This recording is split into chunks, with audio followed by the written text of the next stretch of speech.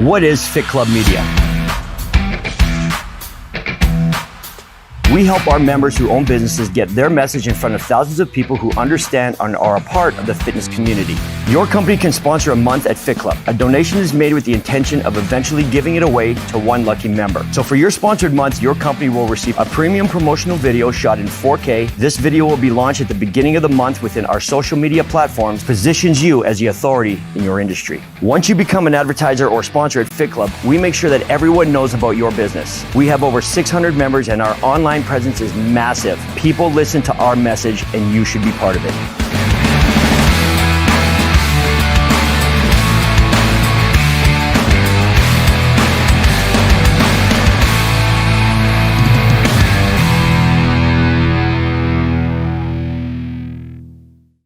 What is Fit Club Media?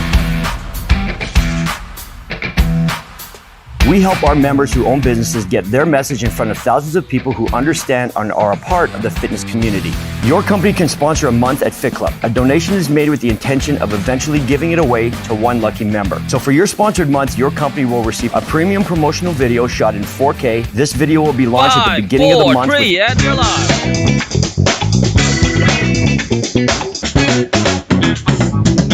Yeah. Hey, welcome everybody to our podcast. We got an interesting one today, but before we get started, we're going to give a shout out to our podcast sponsor, Foam Insulation Manitoba, the ultimate insulation solution for energy efficient homes and commercial buildings. Always installed by a licensed team member. By using spray foam insulation, you're committing to an energy efficient structure and saving on expensive energy bills. This product is airtight, fireproof, mold, and thermal resistant. It will lower your energy costs, add structural strength, provides a vapor barrier, and it doesn't require replacement and is effective in basements, attics, floors, and roofs. Call 204-813-9405 to book your free service request. Let me get into the intro and then we can get into that fire, all right? Today's guest grew up within a dysfunctional family environment, an alcoholic father and an absentee mother. By the time he was in high school, he was either homeless or living in a government facility. Being heavily bullied his entire life, he took it upon himself to right the wrongs by the people who did bad things to him, picking up weights and injecting steroids. He grew his body, and with that came the confidence to fight. One by one, he confronted those men from his past, even going as far as attending a man's wedding social and leaving him in a pile of blood in front of his family and to-be wife. Hell yeah. Fighting, stealing, joining a gang to survive, eventually he had enough and started on a new path, self-reflection, deep learning, and a lot of soul-searching. Today, he is a man who understands his higher purpose. Recently, he wrote a book outlining his life struggles, and today sits in the chair next to me ready to help the next generation of youngsters in desperate need of direction. Let's welcome Mr. Jason McLean to the podcast. Welcome. Hello. Did I nail that? Yeah, well, it's pretty good. The book isn't fully, completely written, but we can talk about that after. Okay. What's it? One drop? 1 drop of water. 1 drop of water. Yes. Okay. So before we get into this thing, you at one point, and I want to start into this because this, of course, is very interesting to me. Okay. I watched a podcast of yours. You revealed some information you did, and of course, I have a question that you don't want to answer. Just pull it, Trudeau. Sure. Okay. Absolutely. You were part of a gang at one point in your life. I was part of a few gangs throughout my life. Okay. What can you share about that with us? Well, the first gang, I guess, I was young. I became a skinhead. Okay. We weren't a group of Nazi skinheads. It was called SHARP, which was Skinheads Against Racial Prejudice. So we had like black skinhead, white skinheads, all that kind of stuff. Mm-hmm. But I mean, we kind of fit that mold of what skinheads were, a bunch of young, distraught guys that were violent and, like to fight and do bad things and stuff and raid parties and all that kind of stuff. And later after that, as I sort of got known in the city as a tough guy, because of some of the criminal history I had, I knew some guys putting together a real heavy gang that would eventually lead into biker gang stuff. Okay. And we'll leave that alone at that point. But I've been in and out of gangs for probably a third of my life. Okay. So how does it work? Just so everybody knows, we all watch what we watch on movies and TVs, and it's almost like you get jumped in and then you get killed out or whatever. Like, is that the way, or can you leave a gang? Like, can you grow up and change your ways and leave respectfully, or? Yeah, I mean, I did, and I know other guys that have. Obviously, some of it's a little overdone in the movies. You know, there's not necessarily a jump in sort of thing, but there's a part where you're going to have to hang around a long time and prove yourself and worth, and Yeah. you know that you can be trusted, and because in that lifestyle, that's pretty important, obviously. So getting out, depending again on the level of the gang or the whatever you're involved in, motorcycle club or whatever, has different ways out. Some are not good. Some are hard, but you have the opportunity to. It's frowned upon. It's not well perceived, obviously, by anybody involved. So there's some really hard challenges to get out, I guess, but it is possible for sure. Yeah. Yeah. So do you find that there was a difference between gangs in your teens versus gangs in your 20s versus maybe even the older gangs? 1,000,000%. So like when I was young, it was all about sort of like, a bunch of guys running around getting wasted, like brothers, and that's what, at that time I was homeless. So it was kind of like my new family. I found brothers of a new kind, and we were just wild idiots, drinking and doing our thing and fighting and whatever, but it was fun. But as time went on, it became more about the money and more about power and drugs and control of territory, the city and different things like that. So the evolution becomes, sort of the street gang to the organized crime, and then to the next level, I mean, which would be your biker gangs or mafias or whatever you would call them, sort of. Yeah.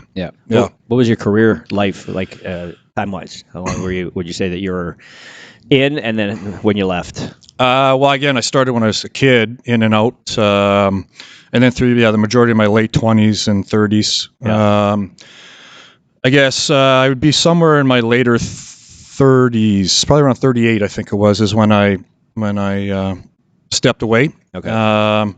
And decided to sort of take the path that just felt natural to me, which was to help other people, to maybe not make the same choices I did, or let them know that there is some pretty heavy stuff that comes with that choice, and you can always at any time make the choice to be in or be out, right? Yeah. So Jason McLean, from what I understand, you were always living with the world of the weight on your shoulders, even as a young man. Yeah. And we won't go into your early childhood or even your teens. That's a whole different podcast. But I know that you've always, you dealt with parents that weren't necessarily there for you. You had issues in school. You were aggressive. You're a shit disturber. You had a mouth that preceded you. And, you should have been 8 feet tall with the mouth that you had. I remember hearing all this. Yeah. And then, of course, you took the path because you did. And I understand with the whole brotherly thing, right? If you don't have something at home, it's nice to connect to a crew or a group of people. Absolutely. No matter what it is. Yeah.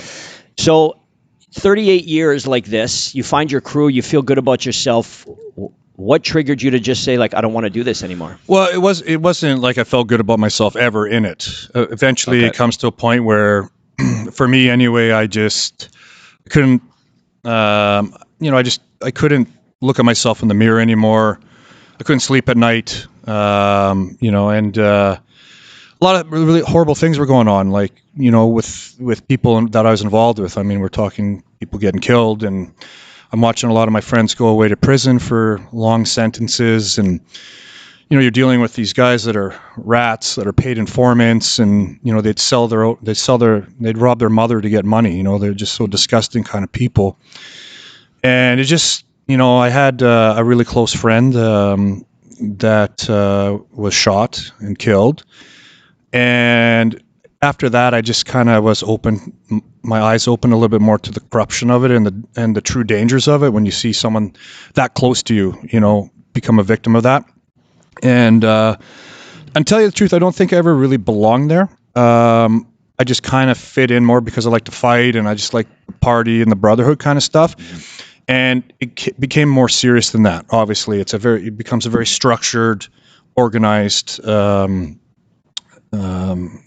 group, right? And so I just didn't fit it anymore. And I was having my own personal battles with drugs and alcohol. And that's not really looked well upon when you're in those type of groups. They obviously you want to be as clear-minded as possible in case something you get taken by the police and you get questioning. You don't need somebody that's all coked up and drunk for 3 days trying to explain their story, right? Yeah. So that was kind of the beginning, the stepping stone for me to get away. Okay. But I mean, there's guys I know that I still talk to that were affiliated in the same things, and they're out, and there's guys I know that are still in, and I still talk to them. You can't ever forget where you come from, and if someone's a friend, they're a friend. It doesn't matter, obviously, if their opinion or their lifestyle is different than yours. Yeah. So one of the things that I like to do is always get a different perspective. It's always you always get the I did this bad thing, and I don't ever want to do it again. But during that, there's some positives to it, right? Yeah. For example, when I was doing a lot of drugs, the girls that were involved, they're called coke whores. Yes. But they're awesome. Right? They're awesome. They serve a really great purpose when it comes to a party. And, the thing with girls who are doing a little bit of blow, they're fun time, right? They're kind of anything goes. So as a young man, when you're growing up, especially now, I mean, I didn't have Pornhub back then. We didn't have Pornhub, but we had... I don't know. We might even had magazines back then who were so videos, ancient. Sure. Maybe VCR videos that you have to fast forward and go. Sure. But anyways, so these are the types of girls that would fulfill those fantasies that every young man has, right? So it sounds like for you, it's not so much the gang; it was more of all the extra that came with it, the toxic people. Well, you know what? I like the power that came with it. Yeah. I like the presence that came with it. There's guys there that I bonded with extremely well, and I looked up to and I learned a tremendous amount from. It was kind of the combination of everything, just the partying became more than it should have with me and a few other members or guys or whatever your friends, whatever you want to call it. And but for me, I think the biggest addiction to it was fear that I got from people. I already was a pretty feared guy most places. Just of my reputation, I was pretty quick to snap, and I wasn't afraid to throw the knuckles out there. So it's sort of that fear factor, the power that came with it. Walking into a place and everybody just going like, "Oh fuck," So let me ask you this, because I used to be a big club guy, and when I stop with the late nights, that's when I kind of evolved this into the club. Like if you look around at what we got the lights, we got the crazy music. Sure. It's like a legit party in here. Right. So I made that pivot to myself. So when I first started partying, I still hung around with everybody. I'd still stay up till 6 a.m. sober, hanging out with everybody. Wow. And then I just made that decision that it's like, you know what, this just isn't, like I can't do this for long term, man. I just can't be up till 6 a.m. So I pivoted to here and I made that positive change. I said, I want to be that guy that, I was known as the fun guy, right? Where everybody's sitting down and looking at girls. I'd be the one going and grabbing girls and bringing, and we'd be dancing on tables and pouring, drinks down everybody's throats kind of thing. Sure. So I was like, how do I pivot that and turn that into something that I can do for the next 20, 30, 40 years and get more people involved in a positive way? Have you done something like that? Yeah, I mean, not quite to that extreme, but I kind of substituted that lifestyle into a new one where I used my old lifestyle to benefit people in my new path. And so I started working with youth, and the majority of them they call them at-risk youth, and they're gauged at different levels due to their history, whether it be violent or what they've been subjected to. And so I started working with, these young guys, and the only thing they know is gangs. A lot of them from reserves and from the inner city and all different walks of life. And so I started working with them, and I started doing some volunteering. And I just started to find that I could translate everything from what I've gone through into influence for these young minds in a very positive way. And, I would talk to them about the honest sides of it. And I remember one time I was picking one of the boys up from the youth center, and the cop that had taken him away from, I worked in what's called a locked residential unit. So that means it's basically like a controlled house, but everything's locked in. Like, so there's the upstairs where the bedrooms are all have safety doors in case one of the kids goes into a wild rampage or a riot, so you can lock them down.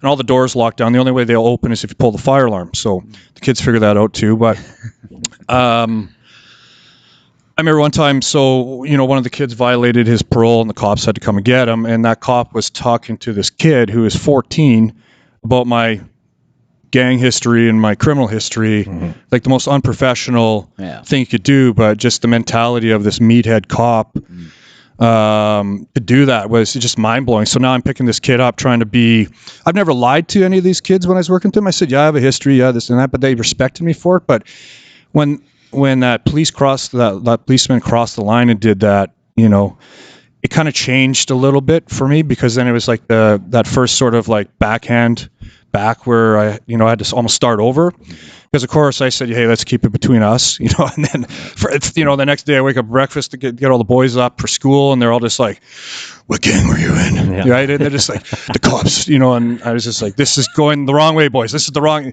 thing. Don't listen to the cops. They're all idiots and corrupt. Well, not all of them, but a good majority of them bullies and people that were bullied in high school, and therefore they have to try to negatively affect everybody's life.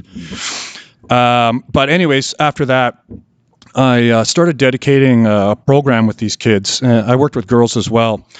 And that's where I would see you as at Chief Peguis Gym, where I reward these kids I teach them boxing and kickboxing. So I'd bring them to Chief Peguis, which had a big track and then some exercise stuff in the middle. And then they had a bunch of heavy bags hanging there. And so I had been involved in boxing, kickboxing, and different martial arts and weight training for many years. And so I'd share that passion with these kids, and I'd be making these great, breakthroughs with them. And you really learn to gauge success differently in that world, where it's not about like, hey, this kid's going to go on to be this and do this. But if you can get them to be there, present in that moment, and their mindset changes enough that they're not going to do something to hurt themselves or someone else, in that day, it's a win. And I was met with a lot of backlash from social workers and all that, because they're like, why are you going to take these kids that have history of violence and teach them how to fight? And I said, I'm not teaching them how to fight or attack people. I'm teaching them how to defend themselves if they get into a situation they can't control. And I said, a lot of these kids from where they come from, it's dangerous, and if they ever use it if they're using the techniques and stuff, and I was just teaching them basic boxing and kickboxing. It's not like I was teaching them, joint manipulation and, Krav Maga to take these people down and kill them. Right. But the kids reacted amazing to it. And actually the girls that I worked with reacted to it way more positively than the boys. It was, and they would go way harder than the boys. Yeah. Most of the tough guy wannabe, gangster kids I worked with, as soon as they started hitting the bag and they realized they didn't know how to hit a bag, and like the little guy beside him was speeding this thing and just, they get frustrated and run away. Whereas the girls were so competitive. They would go the whole hour with me and just keep kicking, punching, and it was amazing. Yeah. So, I just wanted to, like, for me, from a young age and all through my life, fitness and working out and all different aspects of health, and that is what's kind of kept me alive and kept my brain, as sane as possible, no matter what the environment is. And I wanted to relay that to these kids. Okay. So, the correlation between your mental health and your physical health and that. So, so I just, I put myself out there. I was featured on the news a few times because I was doing a lot of public speaking about it, gangs, and then also I go and speak to a lot of other youth care workers, foster homes, doctors, psychologists, about my experiences growing up, in order to try and give them a very articulate perspective from somebody that can articulate about it, because a lot of people can't. And so I kind of went down that path. And then recently, in the last couple of years, I got back where I wanted to be, and I started doing a few different things again. And then I've been writing this book. And so the book is called One Drop of Water. And it's basically sort of part memoir, part roadmap. I went through some pretty bad things when I was young, and I go through those in a way to show other people, that it's okay to go through hell or be abused or have trauma or someone didn't love you and you're fucked up because of that. That's That's not your fault. But a lot of people that go through that hold on to it, like I did my whole life, and they never really grow from that childhood. They're stuck there. They're chained there. So when I write this book, that kind of I'm in the final process of editing and formatting, and I'll just tell you this: writing a book is very hard. Like the writing part of it, super hard. Editing and formatting a book to a template to get it published is like trying to learn sign language with a blindfold on underwater. like it's just insane. Yeah.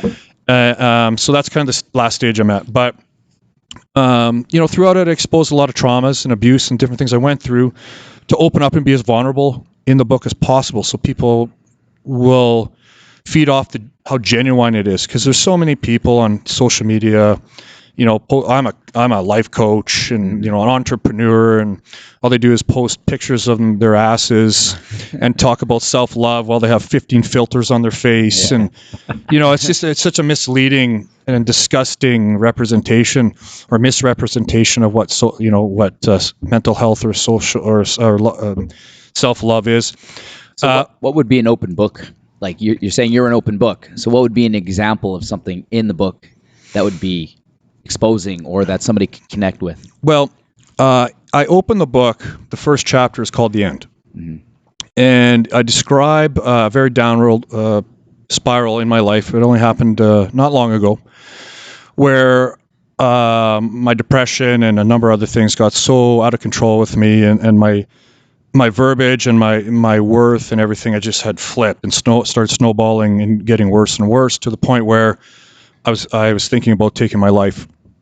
And so the book opens with me describing what was supposed to be my last day on Earth. I was ready to do it, and I don't want to give too much away, but I give a very sort of poetic and articulate description of what that is like. And I think right from there, people will be brought in. And you don't have to be suicidal. You don't have to suffer from depression. It's just, I want to write this in a way that anyone can read it and become understanding and maybe influenced in a positive way, that, just because someone is depressed doesn't mean they're a write-off or they're lazy or they're this, or these are real things and real brain disorders where the chemicals do not function properly within the brain, and they cause different things to happen to people. And, if someone has a brain tumor, they'll talk about it and everyone will go, "Oh my God, I'm so sorry." Mm-hmm. But if you tell someone you have a debilitating brain disorder, something like bipolar or whatever, everyone's just be like, I don't know. That's right. And that's the stigma. And so this book is meant to try to influence as many people that will stand up against that stigma.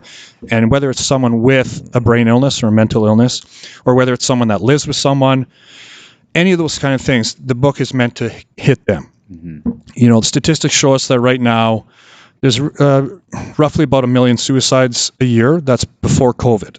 So that data is set to double, they say, by the end of 2021. Worldwide? Yep. Okay. So you're talking one person taking their life about every 30 seconds on our planet. Canada, the average is about 4,000 and change. So it's about 11, 12 people a day. That number will double by the end of this year, if it already hasn't. And that's, so why do you think that is?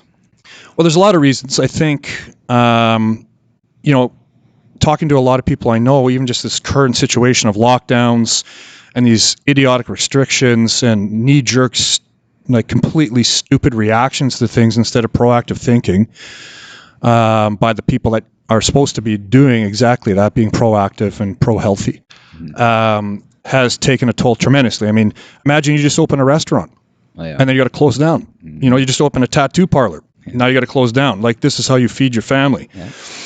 But it's okay to go to Costco or stand in line at IKEA with 300 people with no masks on. Or, anyways, so I think that's had a huge impact. That's forced a lot of people to become really exposed to if there's something going on in their mind.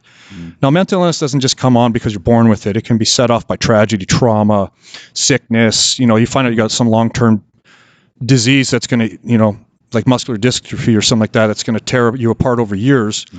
Your depression could kick in like that. I mean, there's all kinds of variables, and everybody's brain is wired a little bit different, but always very similar. And so the chemical reactions to it determine everything. And yeah, I mean, so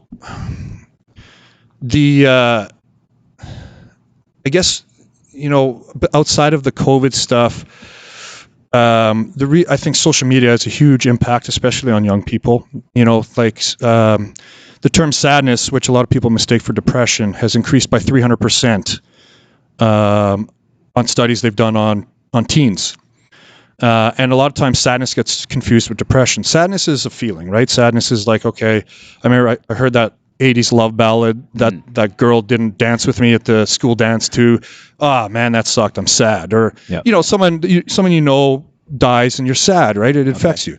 Yeah. But depression is a state. Depression is a disease. In fact, they've shown recently in studies through neurology and different things that actually depression is causing inflammation on the brain, which again is going to be counterproductive for activity and different things like that. So I think that social media has also opened up, and the internet, I mean, with this cancel culture bullshit and everyone being able to cyberbully, and everybody that should not have an opinion is allowed to express it. I think there should be like a school where you have to pass a test whether you're smart enough. Yeah, you don't get Facebook. Yeah, you don't get to say these things. Yeah. You can't regurgitate whatever other hillbilly said this, and now you're going to say this, right? But I think also too, it's just the awareness. I mean, when I was a kid, they didn't have a million mental illnesses for kids, right? There, it's all kind of in the infancy. And now, I mean, there's like an acronym for anything. It's crazy. And, it's always been there. But right now, the statistics show us that on average, 800 million people a year are diagnosed with mental illness or brain illness. It also tells us that 60% of people will never go and get diagnosed or treatment because of the stigma or shame or guilt. So if you take those numbers and you kind of do a bit of math, you're talking about 2 billion people now with a mental illness. That's over a quarter of our population.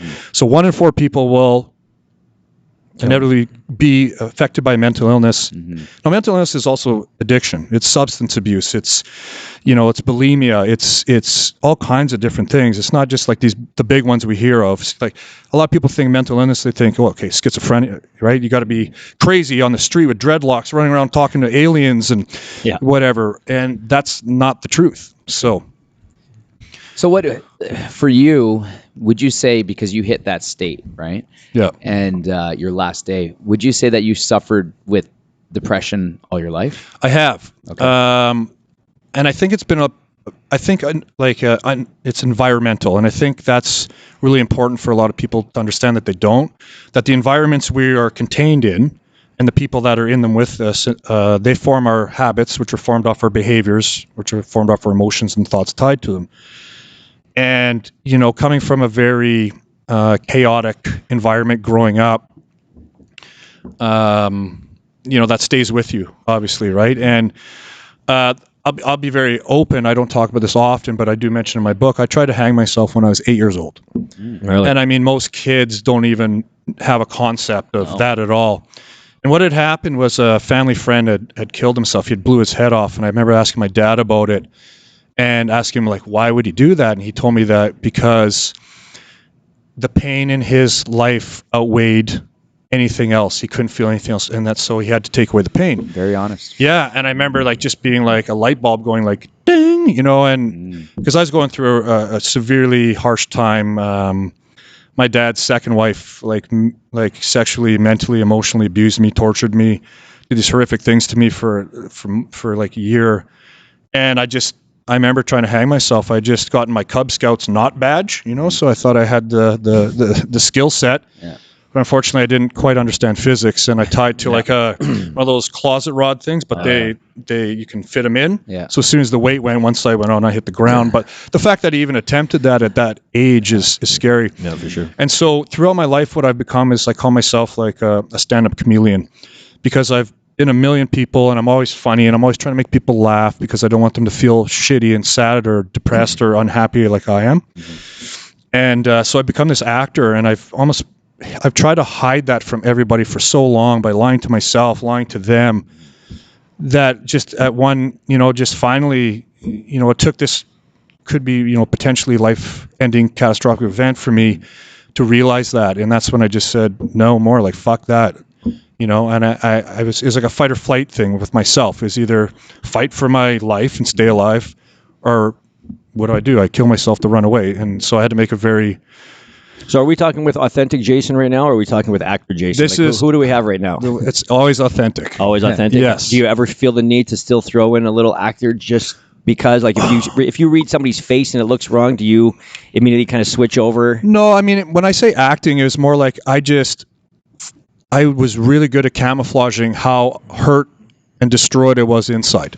Okay. From my life. And I became, like, a lot of people I know and I've been friends with for years, like, even, like, say, the other guy that did the podcast there, Matt, was just like, I didn't know any of this about you. And it's because I've acted so well around people, but when I'm alone, it's a completely different world. Mm-hmm. You know? Yeah, so would you say that's therapeutic for you? Yes. Yeah. So what helps you now? What helps you now? Well, like, let's just say, no, forget medicine if that's the case. I'm not asking if you are or not, but you mentioned something about your environment, people around you. Right. So how do you deal with?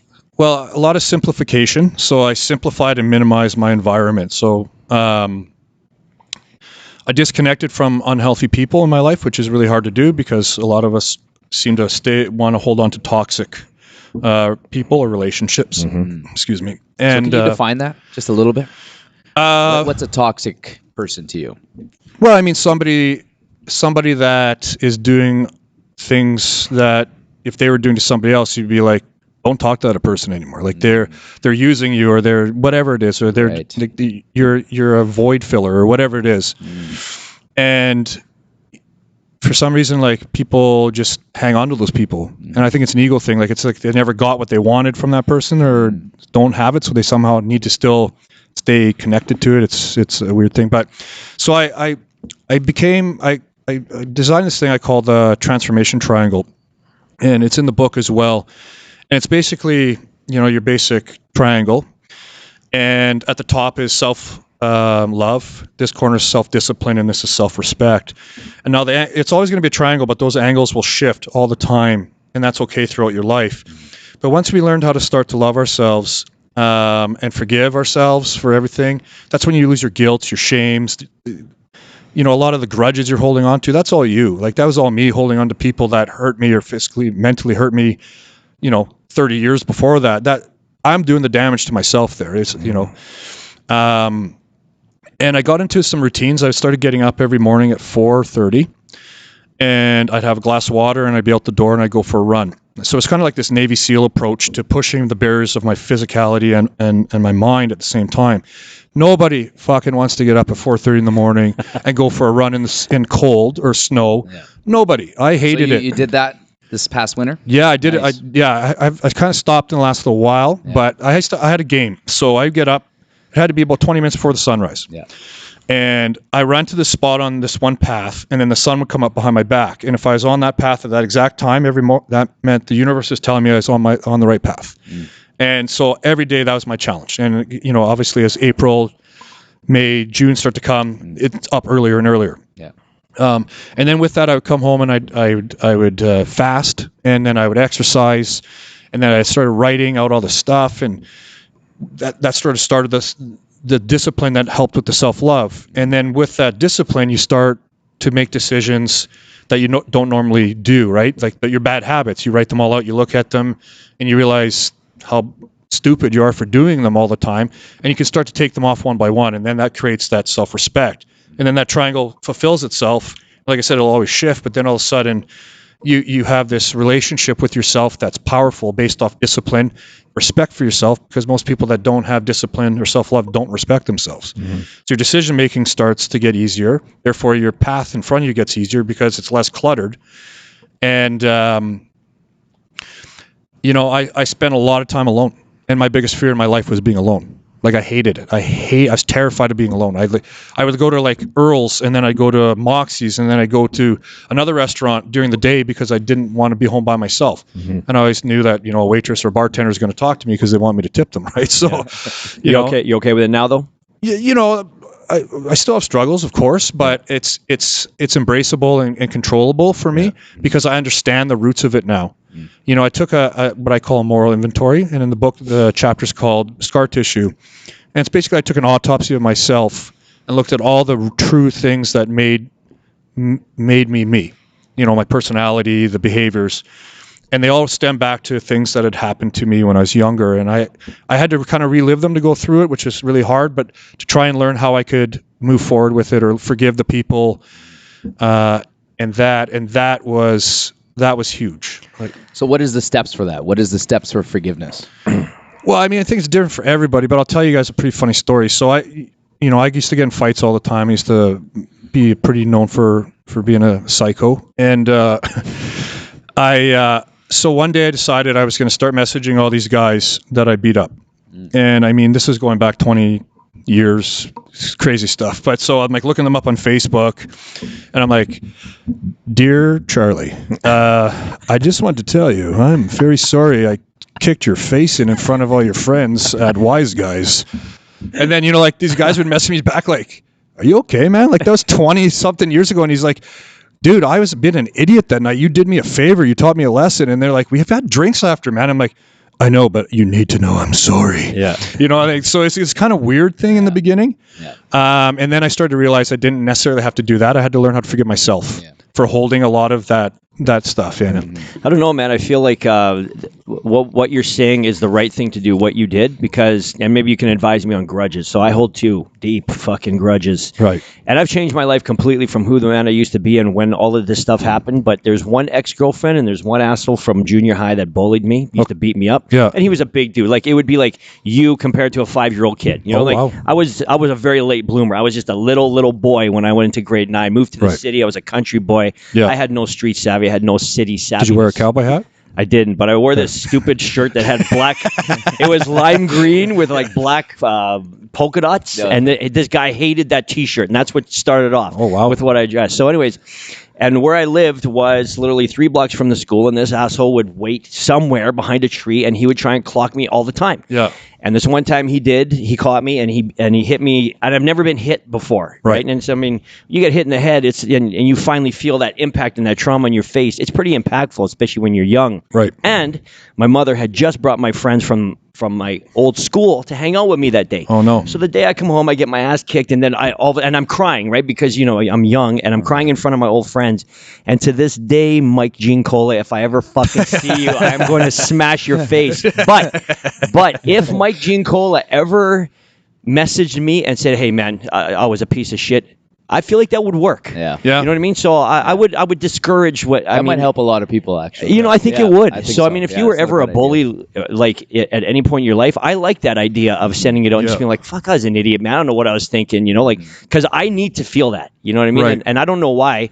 And I was never a bully. I never went and did it, but I truly feel, and it's funny you said that because I was thinking about it too. Yeah. How do you solve the problem of, you said you were bullied. Like, even in my intro, I'm talking about how you were bullied. You went to some guy's wedding social. Yeah. You know, like that's a great story. But think about what was harboring inside you that you went and did that in front of, you know, what might have been his second most important day, the wedding social, or the social to the wedding. You know what I mean? Right. So I feel like when it comes down to bullying, bullies need to step up. They need to come back. So I agree. You know, I never really was a bully. I'll say that. Like, I was more the guy that liked to fight the bully still. Yeah. You know, like that's what I'm saying. I'd see somebody, you know, bugging a guy, like hitting on a girl, and her boyfriend wasn't able to do anything about it. I'd like to go over and I'd start playing little games with him where I'd, like, you know, just bump into him a few times and go, "Oh, sorry, I'm so scared. Sorry, please don't hurt me, big guy." Mm-hmm. And then, you know, give him that sense of confidence and just crack him and fold him in half, right? So,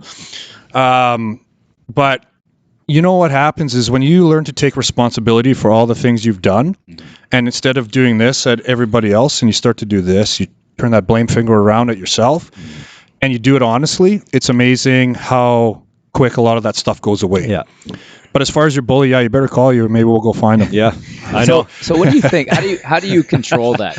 How do you control that rage? I mean, if you rewind centuries ago, that's how people did it. Like, they would just go and kill each other. Like, it was just standard practice. Well, I mean, I did a lot of steroids when I was younger. Okay. And so I already was pretty, hot-tempered, to say the least. And it's violent.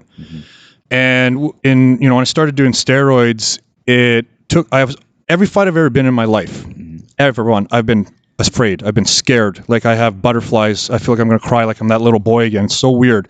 But then I just go like, ah, and I go crazy psycho and, turning like the water boy from like Bobby Boucher when he's supposed to tackle people, and right?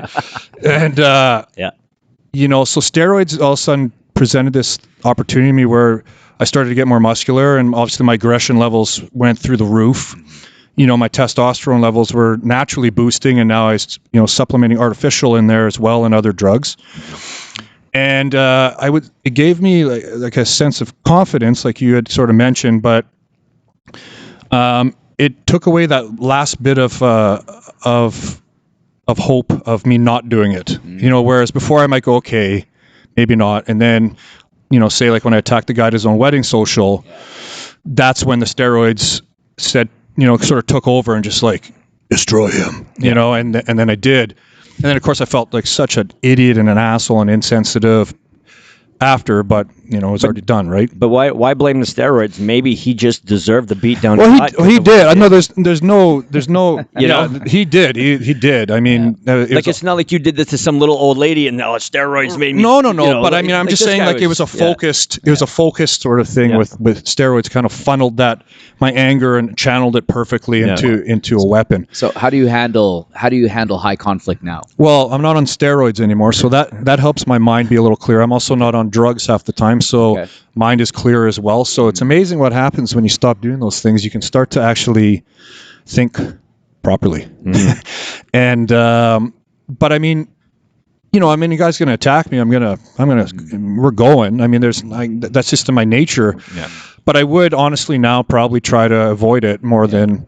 So can you be taunted? Can some guy roll up in your face and call you a goof and you can walk away, or you know what I mean? Well, I can usually beat most people up with my mind, with the things I say to them. I just twist them up so fast. Yeah. 'Cause I'm pretty quick intellectually and witty that I can just demantle them, mentally, that they don't even know what's going on and they don't want to fight anymore. But if it ever does, I mean, there's obviously times it's going to happen. I mean, some old guy at the old folks home wants to go, I'll take my cane and whack him one. I don't care. You know what? One of the positives that I wanted to say from steroids, I always like to take the negatives and find the positive to it. And I feel like you probably have eliminated most of the fights you would needed to have because of how you look.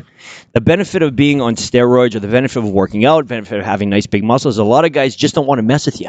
Correct. Right? So you may very well have saved a lot of conflict just by being on steroids. 100%. It's like for me, I'm a scared little boy in a big suit of armor I built up, and then I decorated with all these colorful tattoos to tell you that I'm really scary. Exactly. Yeah. I mean, so you definitely look looking intimidating. So my point is, there's nothing wrong with having big muscles. Nothing wrong with working out and looking like a strong man. Right. Basically, is where I'm going. Yeah. So do you think that, because I feel like fighting is always going to be around, and I don't think that you should eliminate that. Right. But do you think that fighting is a young man's game? No. I mean, it's so situational, right? Yeah. I mean, there's always going to be assholes. There's always going to be bullies. There's always going to be people that will pick on people. So, I mean, there's always going to be a necessary level of self-defense. Right. And I'm a huge supporter of people putting their kids into martial arts early, but effective ones. Like, don't go put them in kung fu so they're doing like this, woo, and then the guys just hammer on them and embarrass them. Yeah. Put them into Muay Thai, kickboxing, or jiu-jitsu, things that are very effective. Yeah. I'm not saying that karate and all those other things aren't, but they're not really made for a modern fighting situation, right? Yeah. They're a traditional thing going back hundreds and hundreds, even thousands of years. There's always going to be a place to fight. It's in sports too. And I mean, everybody loves to watch UFC. Yeah. I mean, of course, I'm sure there's some people in the world that think it's the devil, and everybody in there should die and a horrible death. But I personally feel like fighting should be taught. It should almost be mandatory. And I'll tell you why, because anybody I know who is a disciplined fighter, a trained fighter, is very respectful. Right. And respect will make sure that you're not the bully, right? You're the protector. You're not the bully.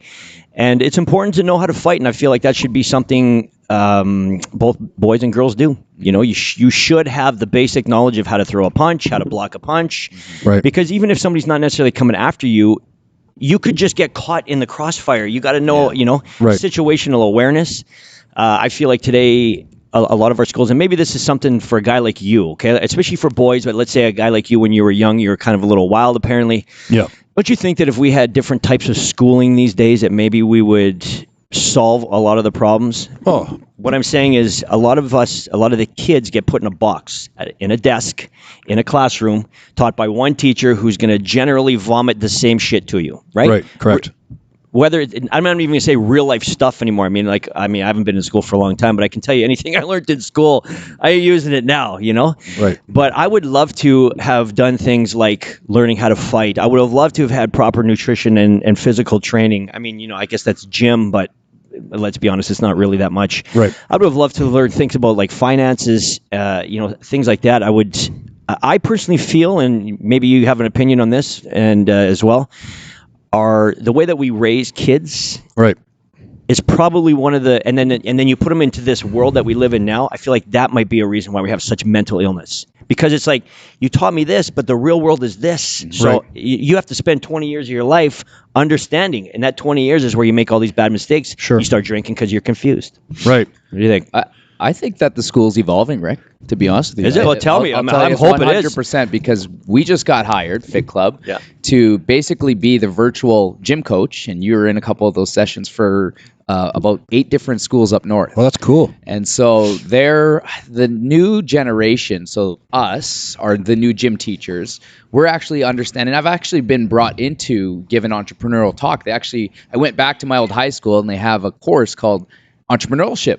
Oh, do they? And I was like, wow. And they brought me in because I went to St. John's High School, and Right. I talked about business and like the cold hard facts. And Yeah. I said, this is what it is. You got to be ready to work, and you're going to lose people and this and that. Are the kids receptive to it? Like, are they interested in this kind of stuff? Dude, they love it. Like, Yeah. I mean, we taught those classes, and we see these guys doing stuff. And, I think that we're kind of in around the same age. I think that we kind of got put into a box, but I feel like we're the new generation of leaders. And I think that we are understanding that, hey, like, I need to bring in more of a strategic specialist in this area. Now, when it comes to gym class, like, I mean, they're making that evolution where every kid now gets a set of dumbbells, and that's it. Oh, really? And so we're teaching you calisthenics, Okay. we're teaching you body movements, and they hire yoga instructors and boxing instructors now. Like, they're actually moving forward. So I think we're just out of tune. Well, this is great. School loop. Yeah. There you go. All right, there you go. Yeah. That's good to hear. I would add that I think I have a few friends that are teachers, and it is becoming a little more progressive, but I still think schools based on decades ago mentality and sort of the learning capabilities. Yeah. I think they, subjects, regarding, like social and mental health and different things like that should be starting to be approached really early with kids, so they can have a clear indication and identify with different things. And, I think, like you said, finances and different ways to actually that are applicable in the real world. Now, again, the real world, by the time these kids are our age, is going to be, again, 100% different. They'll be saying the same thing probably, right? Yeah. These people are, So old. Yeah. But I think there could be, like, I mean, nowadays, again, with the internet and Google and everything that's taken over, people actually just trying to understand things or learn them themselves. It would be nice to, like, geography is a beautiful thing and history is a great thing. I think they're both very valuable, but you could combine those into one class, and where you'd be like, you talk about a city and talk about the historical relevance of it to the world, what's happened there, what's done, what people have come out of it, and instead of like that, and then you have like so many dumb subjects. Like mathematics is great. I don't really think anybody's going to use like things like the biinertial aspect of the perpendicular bisector, in common life. How the fuck did you remember that, man? I'm like Rain Man up here, man. And but no, seriously, right? So I mean, there's algebra and that. I mean, it has something, but everybody has a computer now that does all your any spreadsheet will do anything for you and all your calculations. Not that you shouldn't know how to do that on your own. Sure, yeah. But do we really need to send kids and humiliate them through a process that they'll never understand or like? So you make that comment because I remember listening to your podcast saying that you would be asked to stand up in the class and what's the answer to this or whatever, and you get frustrated, pissed off, and you'd make a scene or you'd flip a desk or something like that. So just by you commenting that, I can see that maybe that's something that you would almost like to see eliminated, is putting a student on the spot and making it a right or wrong answer. I agree with that, and I mean, there's so much, the levels of anxieties in human beings is gone off the charts. Yeah. You know, as far as all like brain illnesses or mental illness. But is that justified? Sorry to interrupt you, but is that justified? Shouldn't we push people to be right or wrong? And if you're wrong, well, you learn from it. Like, isn't that okay? I think it is in some regards. But again, it's one of those bendable sort of ideas, right? Because you can't push someone too hard that they're wrong. You can't push someone too much that they're right, because the right becomes the ego, the wrong becomes... You break them.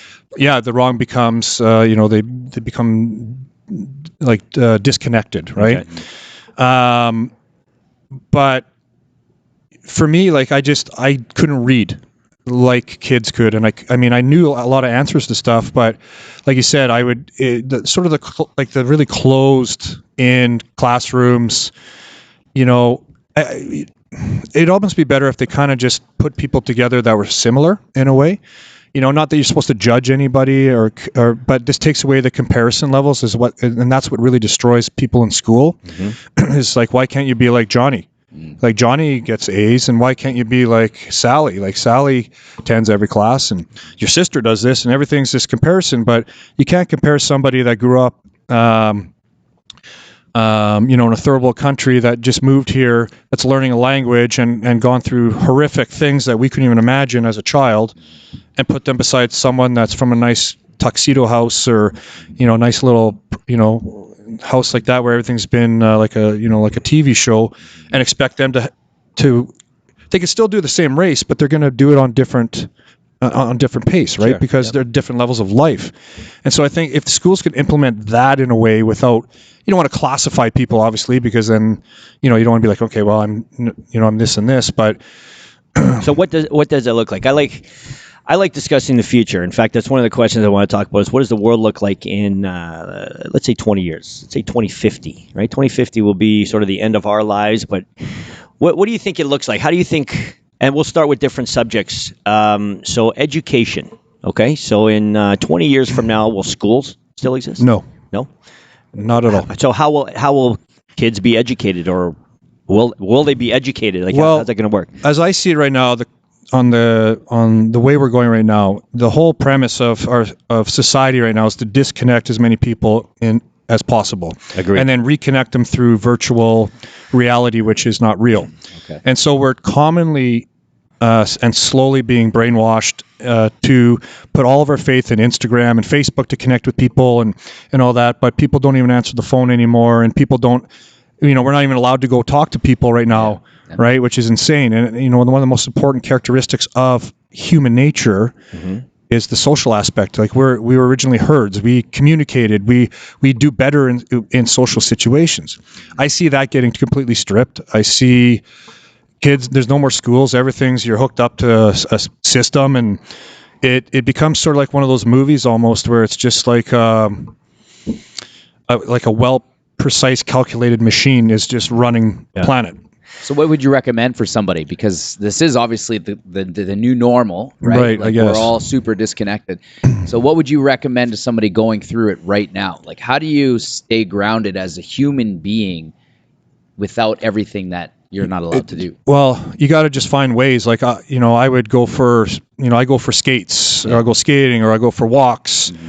And different things, and you see people, and it's funny, like, I smile at people now, and they look at me like I have aliens growing out of my shoulders or something. I'm just like, oh, I'm sorry. And I mean, it's even stupider now with this mask thing. I don't know if stupider is a word, but I use it all the time. But these stupider things like masks, you can't even tell someone's what they're doing. Like, you can tell when someone's eyes are kind of smiling, but it's just so insane. And I believe it's only going to get worse and worse, because to me, it just looks like this is sort of the beta test for control of society, where they can turn everything relying on a government, through governments crashing economies, and then the only way to recover is through government fundings. Therefore, they control you, and it gets worse and worse and worse throughout. The richer get richer, the whole world becomes poor except for the richest people. So how do we make the best of it? Oh, sorry. So yeah, I mean, do that. Sorry. Yeah, wow. We know the doomsday. Yeah. Like, how do we make? What you got to do right now is get off social media. I mean, we all are guilty of it, but like I look at people in the gym and I see all them doing is just walking, looking at their phones, working out, sitting on their phones, and I'm like, what's the point? There's all these people around you, like feed off that, and talk to each other. Like it's okay.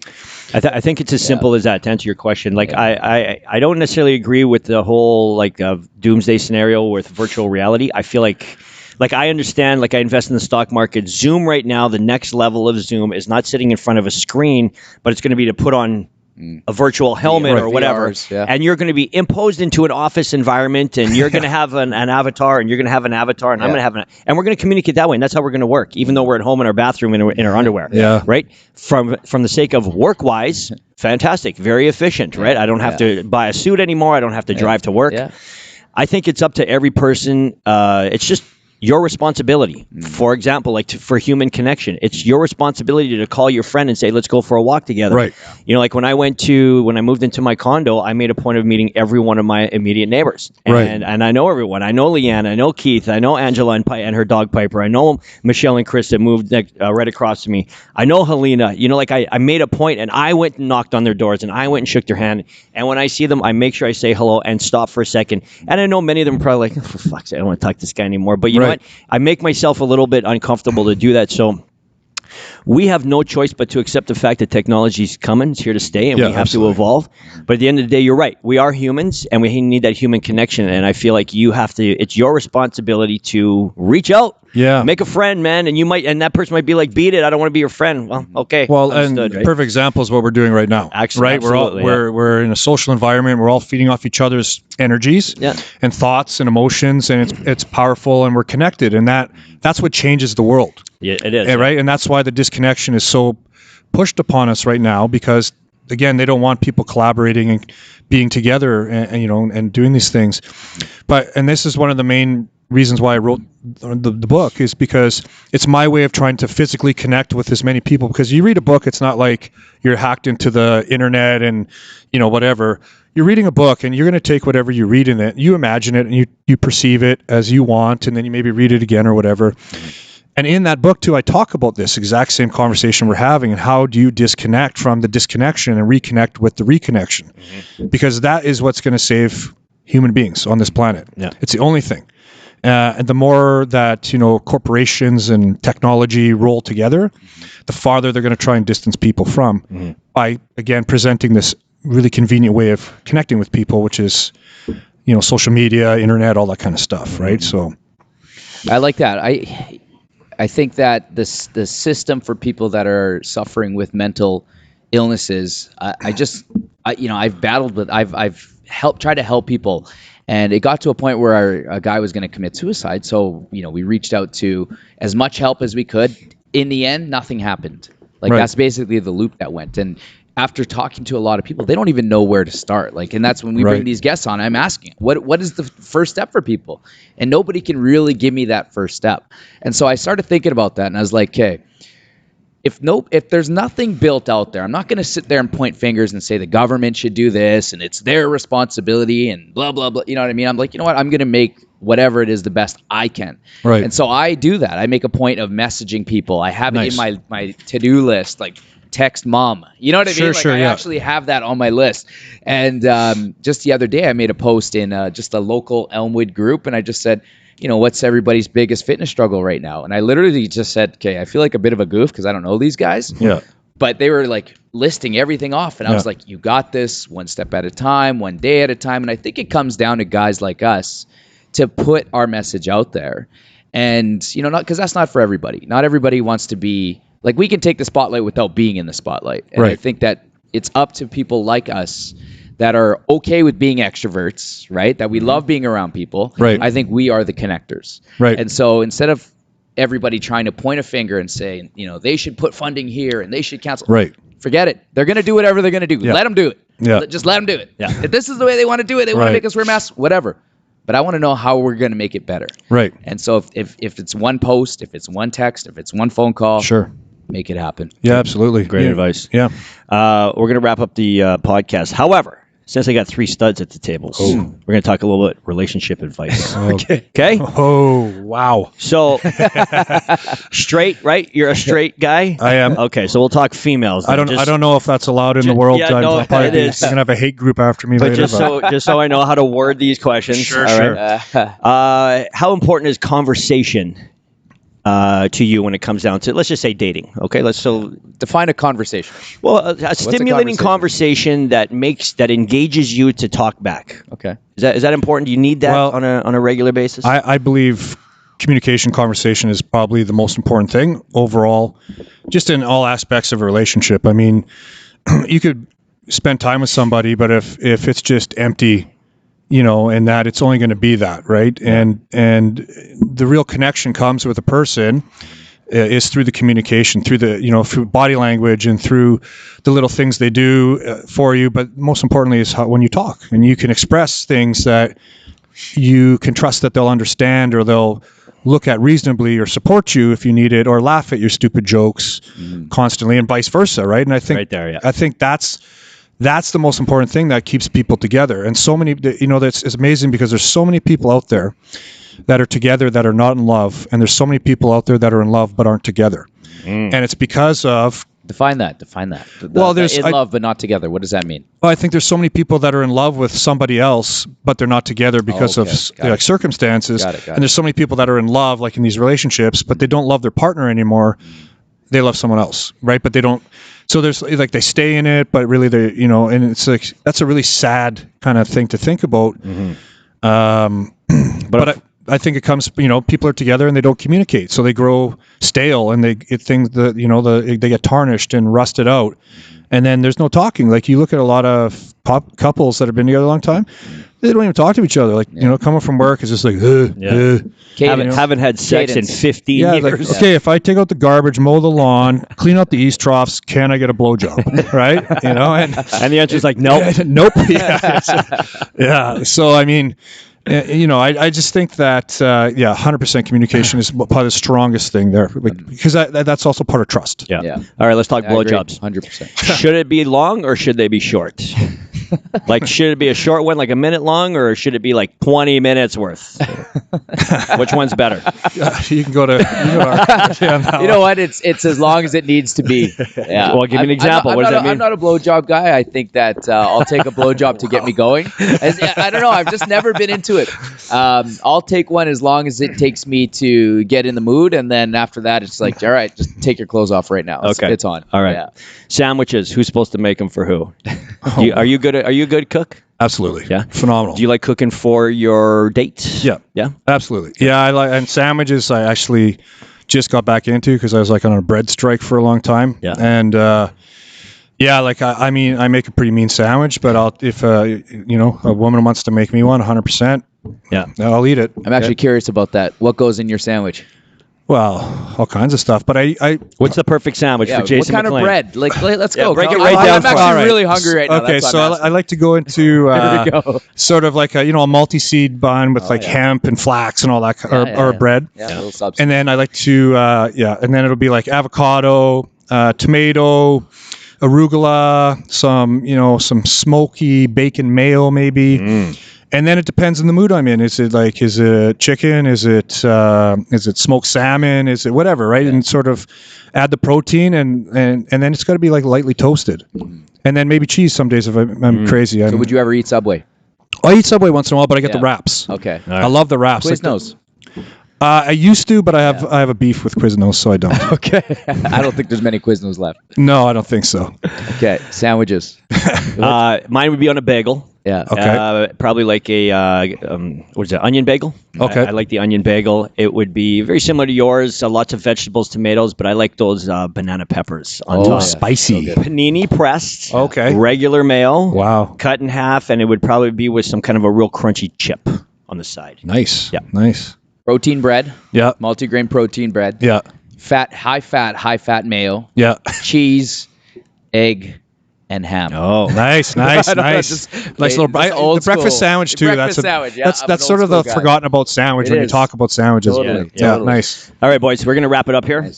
Just so you know, guys, International Women's Day is coming up. Make your woman a sandwich. We're going to end it right there. Wow. Don't forget to like and subscribe to our channel, Fit Club Media, on YouTube.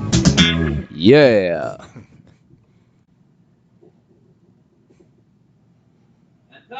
Did you just come up with it? Yeah. Nice. What is Fit Club Media? Yeah. We help our members who own businesses get their message in front of thousands of people who understand and are a part of the fitness community. Your company can sponsor a month at Fit Club. A donation is made with the intention of eventually giving it away to one lucky member. So for your sponsored month, your company will receive a premium promotional video shot in 4K. This video will be launched at the beginning of the month within our social media platforms, positions you as the authority in your industry. Once you become an advertiser or sponsor at Fit Club, we make sure that everyone knows about your business. We have over 600 members and our online presence is massive. People listen to our message and you should be part of it.